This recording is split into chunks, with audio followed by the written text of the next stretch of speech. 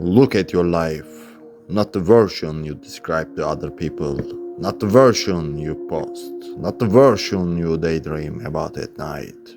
I mean the real one. The one made of ordinary days, repeated so many times they turned into your personality. If you feel stuck, it's probably not because you are stupid. It's not because you lack potential. It's not because you need one more book, one more course, one more plane, one more perfect morning routine. You are stuck for a much simpler reason. You are comfortable. And comfort is not rest. Comfort is a cage you decorate. You call it peace, but it's avoidance. You call it taking a break, but it's escape. You call it waiting for the right time, but it's fear with better branding. And the worst part, you don't even feel trapped. You feel normal because comfort doesn't hurt, it numbs. It makes your life soft enough that you stop noticing you are wasting it. Let me say it more clearly. Your life isn't falling apart, so you don't feel urgency. You are not starving, so you don't move. You are not in danger, so you don't change. You are safe, and safety is the perfect environment for slow failure. Not dramatic failure, not rock bottom failure. The kind of failure that happens quietly while you are still smiling. The kind of failure where nothing bad happens, but nothing meaningful happens either. So you stay in the job you complain about, you stay in the habits you swear you will change. You stay in the same mindset, same routines, same excuse. Because the truth is, staying is comfortable. And comfort is addictive. It's not just your bed, it's not your phone. It's your phone, your endless scrolling, your constant entertainment, your sugar, your snacks, your dopamine, whatever. Comfort is the reason you keep choosing easy now over better later. And you don't realize how deep it goes because comfort doesn't show up wearing a villain costume. It shows up pretending to be reasonable. It whispers, you work hard today, you deserve this. It's fine, tomorrow. You are tired, you need recovery. Don't be too hard on yourself. And some of that is true sometimes. But most of the time, it's not recovery, it's delay. It's the soft voice that protects you from the discomfort of becoming someone else, because growth has a price, and the currency is discomfort. That's the deal. If you want a different life, you need to do different things. And different things feel wrong at first, unfamiliar, awkward, unsafe. So you avoid them. You don't avoid them because you can't do them. You avoid them because you don't want to feel the emotions that come with them. The embarrassment of being a beginner, the anxiety of uncertainty, the sting of rejection, the pain of discipline, the loneliness of being ahead of your friends, the pressure of responsibility. So you choose comfort and then you wonder why nothing changes. You tell yourself you are not motivated. No, you are just comfortable enough to tolerate your own disappointment. You can live with the gap between who you are and who you could be. Because the gap isn't painful enough yet. So you adapt. You lower your expectations. You normalize your excuse. You become an expert in explaining why you are not moving. And eventually you start calling your cage home. That's the part nobody wants to hear. because it means the problem isn't the world, it's you. Not in you are worth this way, in a you are responsible way. And responsibility is uncomfortable. That's why people run from it. Because if it's your fault, then you can't keep pretending you are waiting for permissions. If comfort is the reason you are stuck, then listen carefully. Comfort isn't your friend. Comfort is a seductive enemy. It keeps you warm while it steals your future. It makes you feel okay while your life slowly becomes smaller and smaller. You stop taking risks, you stop reaching, you stop testing your limits. You start living a maintenance mode.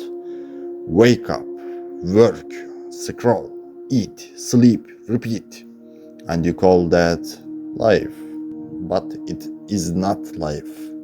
It's surviving with better furniture. Let's get brutally honest. If you keep doing what you are doing, you already know where it ends. More almost, more soon, more I swear I'm gonna change.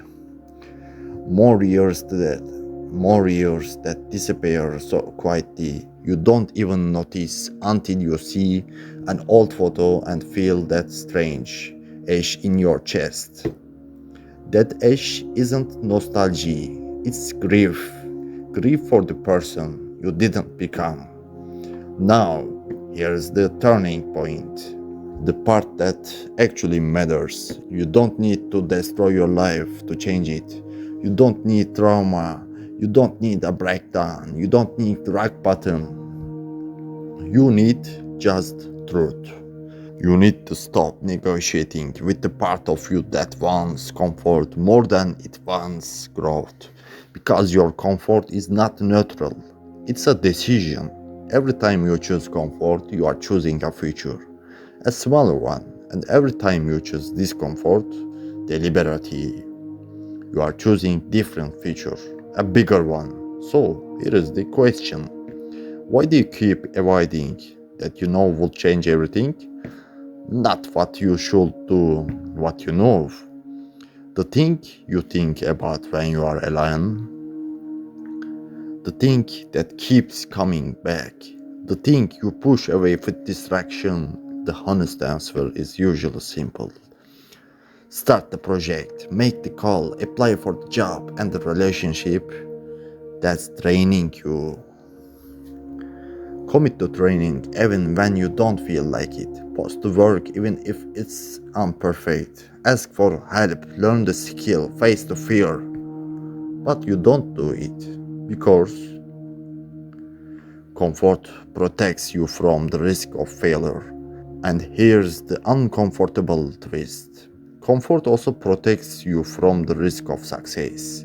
Because if you succeed, you can't keep hiding. You can't keep telling the story that you could have been great. You would have to become great. And that's terrifying because it comes with expectations, with pressures, with a new identity. So people stay stuck on purpose without admitting it. They would rather be comfortably disappointed than dangerously alive. Now, practical truth. If you want to stop being stuck, you don't need motivation. You need a system that makes comfort harder and progress easier. Here is how you start, and yes, it will feel harsh. Step 1. Step calling comfort, self-care. Real self-care makes you stronger. Your version makes you softer. Step 2. Identify your escape hatches. Phone, snacks, entertainment, video games, porn, endless research, planning, one more video, whatever. Those aren't hobbies when they are compulsive. They are painkillers. Step 3. Introduce daily discomfort on purpose. Not big, not heroic, consistent. A daily discomfort quota. 30 minutes of things you avoid. Every day, no negotiations. You train your nervous system to stop panicking every time Life asks something of you. Step 4. Build proof. The reason you don't trust yourself is because you have watched yourself quite too many times. Don't promise the world. Promise something small and keep it. One day, then two, then 10. Identity changes through evidence, not inspiration. And here's the biggest one. Step 5. Accept the discomfort is the price of admission. If you're waiting for it to feel easier before you start, you have already lost. It doesn't get easier first. You get stronger first. The discomfort doesn't disappear. You just stop being afraid of it. Because once you realize this, truly realize it, something changes. You stop asking, how do I feel like doing it? And you start asking, what kind of life am I building with my choices today? And when you ask that honestly, comfort becomes less attractive. Because you finally see the cost. Comfort costs you your future, and that's too expensive. So if you are stuck, don't romanticize it. Don't call it a phase. Call it what it is, a comfort addiction. At the core isn't motivation. The core is choosing discomfort on purpose until your life starts moving again.